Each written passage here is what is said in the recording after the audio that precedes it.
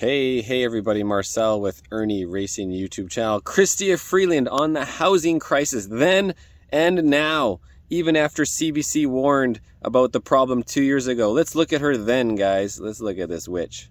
We're able to attract immigrants. We need to build the homes for those immigrants, and we're doing it.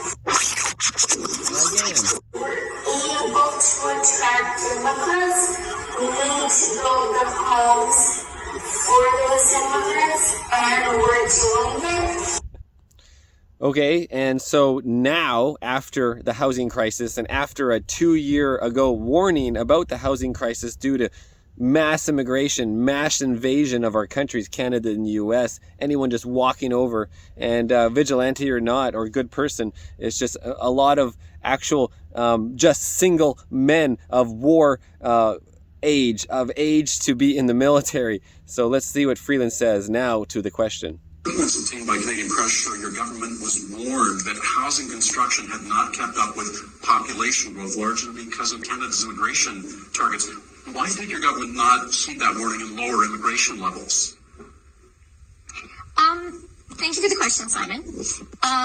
And let me say this. As a country, Canada is probably the country in the world which is the most welcoming of new Canadians, which is the most welcoming of immigrants. Okay, so let me stop right there. Probably a lot of you guys have seen this several times, but we just need to reiterate what the hell is going on here. Let's go look at the CBC article from 2 years ago where the Liberals were warned about the mass immigration, where they announced 500,000 immigrants a year. And we know it's more than that because then in Quebec, they're all coming over illegally, unannounced, controlled. So even on the devil's own site, guys, CBC, immigration is making Canada's housing more expensive. The government was warned 2 years ago. In Canada, the population growth has exceeded the growth in available housing units, says the IRCC. Warning. Let's get into it. The federal public servants warned the government 2 years ago that large increases to immigration could affect housing affordability and services, internal documents show. The documents obtained by the Canadian Press through an access to information request show immigration, refugees, and citizenship Canada analyzed the potential effects immigration would have on the economy, housing, and services as it prepared for its immigration targets for 2023 to 2025, which we all know is 500,000 or more. The Deputy Minister, among others, was warned in 2022 that housing construction has not kept up with the pace of population growth. Quote, in Canada, population growth has exceeded the growth in available housing units, end quote, one slide deck reads. Quote, as the federal authority charged with managing immigration, the IRCC policymakers must understand the misalignment between population growth and housing supply and how permanent and temporary immigration shapes population growth. And here's the best line of all. Immigration accounts for nearly all population growth in Canada, given the country's aging demographics. The Feds, the Liberal Federation, ultimately decided to increase the number of permanent resident Canada welcomes each year to 500,000 in 2025, a decision that drew considerable attention and scrutiny. That means in 2025, Canada will welcome nearly twice as many permanent residents as it did in 2015. And of course, the document reveals federal public servants were well aware of the pressures high population growth would have on the housing services. The country population grew by more than 430,000 during the third quarter of 2023.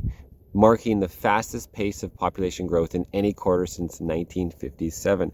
How freaking ridiculous, guys. They're talking 500,000 a year, but then they do 430,000 in the summer. In the summer. Yeah, we got some increasing concerns here for sure.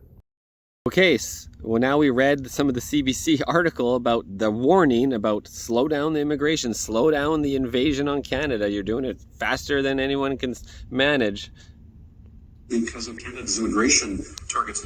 Why did your government not heed that warning and lower immigration levels? Thank you for the question, Simon. And let me say this. As a country, Canada is probably the country in the world which is the most welcoming of new Canadians, which is the most welcoming of immigrants. And as finance minister, But are they really new Canadians, or are they just people invading Canada of military age? And you can enlist them like in the USA, how Biden's just bring in all these men, just men, single men, 20 to 35. Are they really wanting to be Canadian? Are they going to become Canadian, or are they going to just live in Canada? I have to say that is a huge economic strength. It is a real driver of our country's economic growth. And at a time when all of the industrialized countries in the world are facing huge demographic challenges, we are extremely fortunate as a country that we have the social capacity to welcome immigrants. We have the social capacity. We're very fortunate to have the social capacity to welcome immigrants. What in the hell is this crazy witch talking about? You are quite right that if we want to be a country that welcomes new Canadians, and I strongly believe that's the right thing for all of us, we have to build more homes faster. Did you listen to the question? You were warned 2 years ago about the problem that you've created today in extreme measure. And you're going on about, yes, we are very welcoming. We are going to welcome everybody. We're going to keep welcoming everybody. Yes, we got to build houses faster. You're ignoring the question. You were warned about the problem. You crazy freaking witch of Canada. You were warned about the problem. Okay, yes, I know she doesn't care about the problem. They're doing this on purpose. Don't you get it? That's why nothing makes any sense. It's like this every freaking news story with Freeland and Trudeau and the doublespeak from all the Liberals. No, we're building more houses.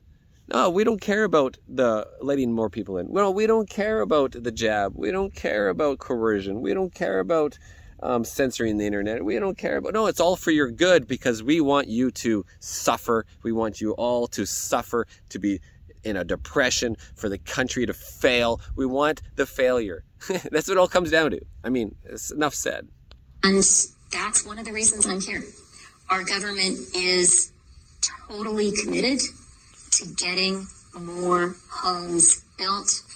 Definitely not committed to getting more homes built, committed to destroying the country. For Canadians, you have seen that unrelenting focus for weeks and weeks and weeks, for months and months and months.